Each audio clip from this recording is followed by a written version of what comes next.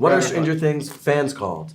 Strangers? Weirdos. What's up, weirdos? Welcome back to the world of Stranger Things. By the time season 5 comes out, it will be just over 9 years since the very first season aired back in 2016. The show has evolved so much from those 4 kids playing D&D in their basement to this massive worldwide problem since Vecna's come into the spotlight. Along with his debut in season 4, they introduced a ton of other huge unanswered questions that they need to answer in season 5. From why the Upside Down is stuck in time from the day Will got sucked into it, to how they're going to save Max from Vecna's mind. Or what about Will? Is he going to have another awful haircut this season? There is so many big questions, not to mention loose ends they have to tie up, like the Nancy, Jonathan, and Steve love triangle, or addressing where Henry Creel first got his powers from. I want to talk about the biggest and most important questions I think we're going to see them tackle in season 5, just so we can mentally prepare ourselves for all the questions that I don't think they'll get around to answering. Like what the Russians were planning on doing with the Demogorgons they caught, or how they even captured them in the first place, and who Eleven's biological father really is, and also whatever happened to that Demogorgon Steve stuffed into Joyce's freezer. You're explaining this to Mrs. Byers, all right? Help me out. With only 8 episodes this season, there's no way they will have time to answer all of these questions and conclude this 5-season long story. If you have any, big or small, questions you want answers to from this show, put them in the comments and go through and like all the others that are great questions. Maybe after season 5 comes out, we'll make fan theories to answer all the ones that they don't answer. But first, we need to talk about all the questions we absolutely have to tackle this season. And I think the number one question that they will 100% be focusing on that we really don't know too much about yet is Will's connection to the Upside Down, and more specifically, Vecna. Because ever since Will came back from the Upside Down, he's had this neck tingle every time he senses something or someone from the Upside Down. We see this consistently throughout the entire show. Originally, it seemed to be a connection between him and the Mind Flayer, and as the show continued and has evolved, it seems that now it's almost directly connected to Vecna. In season 4, Will gets a tingle, it's Vecna time. The concerning part about their connection is that when it started out in season 2, it was using Will as a host and it used him to spy on Hawkins and Eleven. Will was actually able to feel what the Mind Flayer, or now we know that it's what Vecna felt through the hive mind when they were burning it, or when he felt something. And just the same, it could feel things through Will. It didn't like feeling heat. Apparently he prefers his baths cold. And even though the shadow particles left him at the end of season 2, he's very much still connected to him. When he returns to Hawkins in season 4, he tells Mike the connection feels stronger than ever, and he can feel what Vecna's feeling, that he's hurt from getting shot by Nancy and Molotoved out the window. But Will also knows what he's thinking, which is insane. Why are they so connected? Other people have been pulled into the Upside Down and no one else has returned with powers. What specifically happened to Will while he was in there to get these powers? With the behind the scenes showing the young Will actor in Castle Byers in the Upside Down, this guarantees that we will be revisiting Will's time in the Upside Down and hopefully exploring why he has this strong connection to Vecna. But it's not just that. We have another massive question that the Duffers have confirmed they will be explaining this season,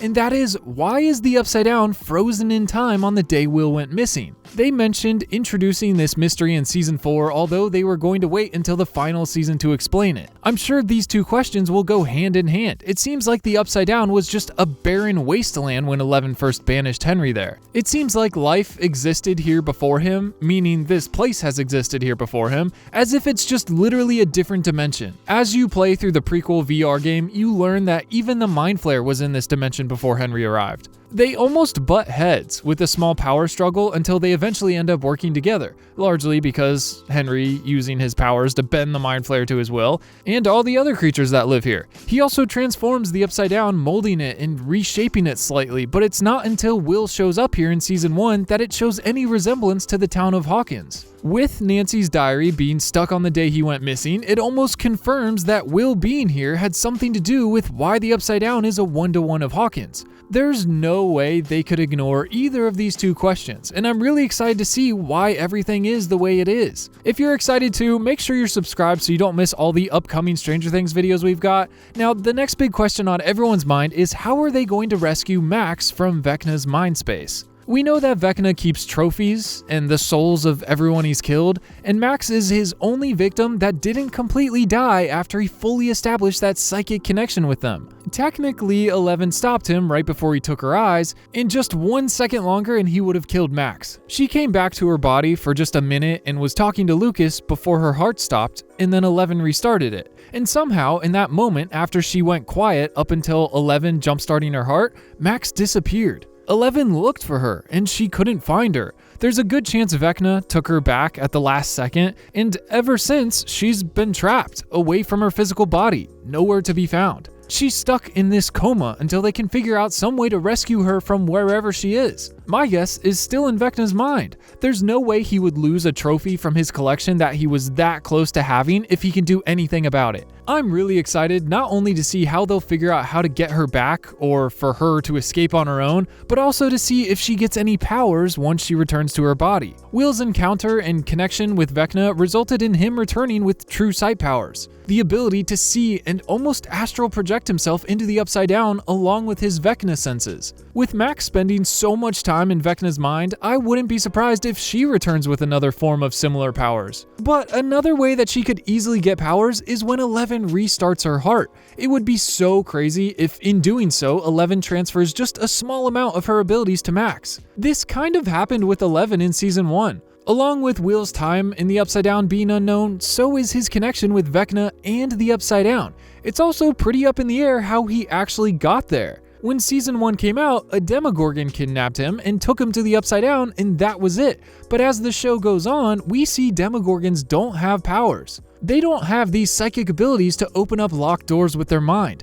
Vecna does, but not Demogorgons. The only reason this couldn't be Vecna is because he's stuck in the Upside Down and can't return to the real world by himself. He's not strong enough to open a portal and needs 11 to do it. He spends all of Season 4 trying to open these portals by establishing strong enough connections to the kids to kill them off one by one. But I don't think he was strong enough to do this back then, but we just don't know. It's almost suggested that the Demogorgon opened a portal right there and took Will through it, as if this is the same Demogorgon that 11 made contact with, opening the portal in the first place. And in doing so, when she made contact with it, she gave it some of her own powers. As if this is the same Demogorgon 11 made contact with, and when doing so, she gave it a little bit of her powers to open its own portal. So I wonder if she also gave Max some powers when she breathed life back into her. I'm really excited to see how they plan on rescuing Max. Next, and probably the most controversial question they need to address in Season 5 is the Byler situation. By now, it's very clear that Will does in fact have some sort of feelings towards Mike that he's struggling to deal with. I mean, with everything going on, it seems like everyone except Jonathan is oblivious to this. As the stakes rise and the finale gets closer, they're going to have to address this situation in Season 5 whether the fans like it or not. A lot of people seem to think it's a little forced or it's just unnecessary, but whatever. It's part of the story at this point. And with the Duffer Brothers promising Will a larger role in Season 5, they will 100% be addressing this. There's a good chance 11 or Will is going to die this season, and with both of them having a strong relationship with Mike, it's going to be a tearjerker this season. It almost feels like this is something that was first brought about in Season 4, but they left little bits of ambiguous interactions throughout the first 3 seasons that could mean nothing at all, while at the same time, they could reinforce Will feeling a little differently towards Mike all the way back since Season 1. But it seems like it wasn't until 4 that they really chose to lean into this direction, and with Mike being as blind as a bat, there's a really good chance they'll have Will tell Mike, or Mike will realize it on his own in Season 5. While I am curious to see how this situation plays out, I think there's another massive question that I can't wait to see what happens. And that revolves around the town of Hawkins itself. Will they be able to close this mega portal that ripped Hawkins in 4, or will the town of Hawkins finally have their eyes opened and realize this is the same threat that took Will in 1983? It's the same one that possessed him in 84 and had Demogorgons running on the loose throughout Hawkins, along with the crazy mall fire in 85 that killed, in quotation marks, Jim Hopper. Actually, I don't think I thought about this until now, but how are they going to explain Hopper returning from the dead? It's just one cover-up after another. At what point do all the people in Hawkins realize what's actually going on? Because as we saw in Season 4, it seems like with all the abnormal killings around town, they're actually getting curious about what's really happening. But since most people don't actually know the truth or would even believe it if they knew, I think that's why we saw them make up these monsters to point fingers at. We saw the town go after Eddie and the kids playing D&D in the Hellfire Club. Yeah, it was the wrong direction, but at least they're starting to question all these weird happenings. And I think I'm kind of hoping that by the end of all this, by the end of season 5, which is the end of the entire show, I almost kind of want to see the town and everyone realize the true threat. I don't know how they would show this and then have the public move on from a world-ending, multi-dimensional psycho monster threat. I don't know if you really could, but part of me wants to see everyone realize it wasn't the Hellfire Club. It wasn't Eddie. Murray's not as crazy as he seems, and there was real Russians under Starcourt Mall trying to open portals to a different dimension. I feel like everyone and their mother is going to be trying to keep this hush-hush from the public, but maybe at the very least Mike's parents will have their eyes opened, or the police. I want to see the town appreciate the people we lost along the way. There's all these heroes that got no recognition of their sacrifice, and I don't know if they ever will. But if they did, it would be this season. I don't know how anyone could keep living in Hawkins around this giant portal. Maybe they'll build bridges over the gaping holes so they don't have to take the long way each time. But I wonder if defeating Vecna will, in turn, seal up this mega portal. So many other questions to answer this season. While these were the biggest ones, I have so many more. I'm curious how they're going to deal with the time jump in between season 4 and 5. They've never done anything like this mid-season, and it seems like they're going to do it at the worst possible time as soon as a portal to hell opens up in the middle of town.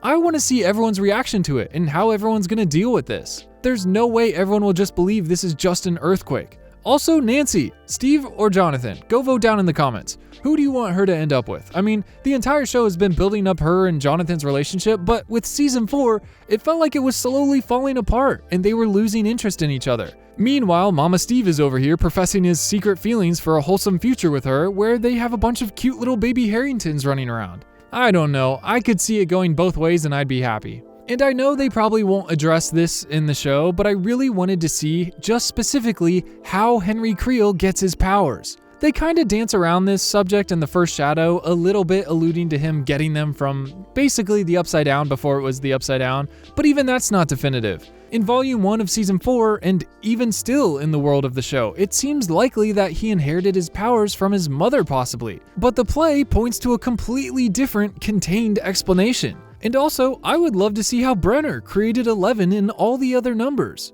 Once again, the play kind of alludes to him using blood transfusions, but I would love to see them show us in Season 5 or give us a definitive answer, but there's already just so many other things they need to tie up.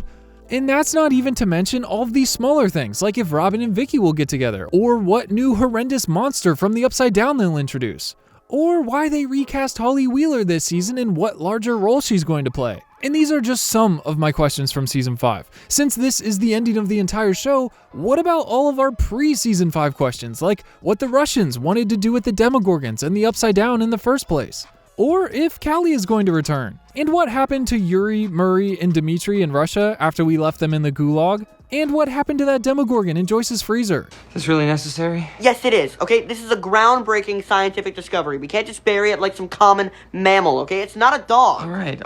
And I thought it was criminal that we didn't get to see Steve, Mike, Lucas, Nancy, and any of the others react to Eddie's death. I know there was a lot going on, but still, it was nice to see Dustin's reaction to it, but that felt like the bare minimum. It looks like he'll be carrying around this trauma all the way into Season 5, a full year plus later, but I've always wondered how everyone else took Eddie's death. But tell me, what other questions do you have that they never answered in Stranger Things? Put them in the comments. I want to hear all the other random things you guys think about, and maybe one day we'll make another video of all of them they don't address in Season 5. Thank you so much for watching. Hopefully I will see you in the next video, but until then, I will see you in the comments. Peace.